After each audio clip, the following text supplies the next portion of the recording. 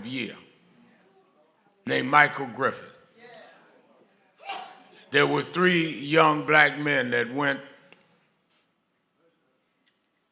was coming through Queens going home, and their car broke down.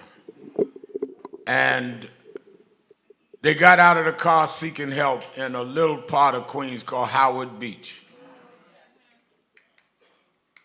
Some saw them as they were walking, looking for help, and got to the pizzeria on Cross Bay Boulevard. And they chased them, saying, "We don't allow N-word in the neighborhood." Chased Michael to his death.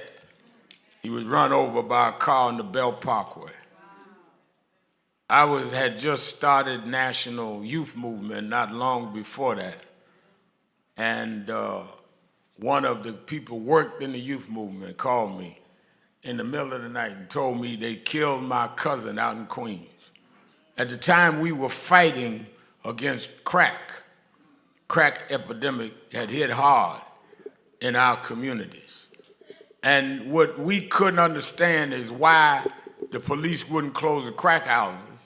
If we were all young, and some younger than us kids knew where the crack houses was, we knew the police knew where they were. So what I did is I started saying, okay, get the press out here. Some of the press had known me from being youth director of Breadbasket. And I would take one reporter, send it with one of my young people to go to the corner store, the bodegas, put $10 on the counter, and the guy'd give them the crack. Then the reporter come back and say, yeah, this is legit, and we paint red X's on the crack house. Found out the police, in some cases, was in cahoots with the crack dealers. And we went on with that. So I assumed when this guy called me and said that his cousin had been killed in Queens, I assumed it was over drugs. He gave me the address to the family. When I said, when I get up, I'll go over there. I went over there, met Miss Griffith and her son, and she told me the story of Michael Griffith. At that time, I said, this is outrageous. They're going to act like this wasn't what it was. And I said that first of all, we got to let folk know that we'll go anywhere we want to go in this town. And I said, we going to the pizzeria, and we going to have a motorcade out there, and we going to press outside. I said, we going to drive to this pizzeria and show them we'll go Howard Beach and any other beach in this town.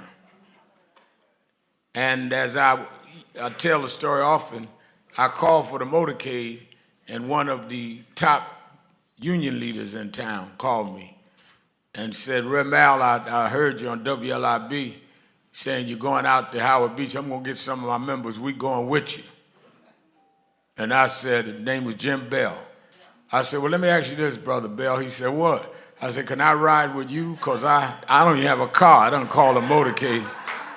And I don't have a car. I was going to have to take the subway to my own motorcade. And we went out there, 2 preachers, a lot of the ministers, that thought it was too risky and that preach faith but don't practice it when it comes to social issues.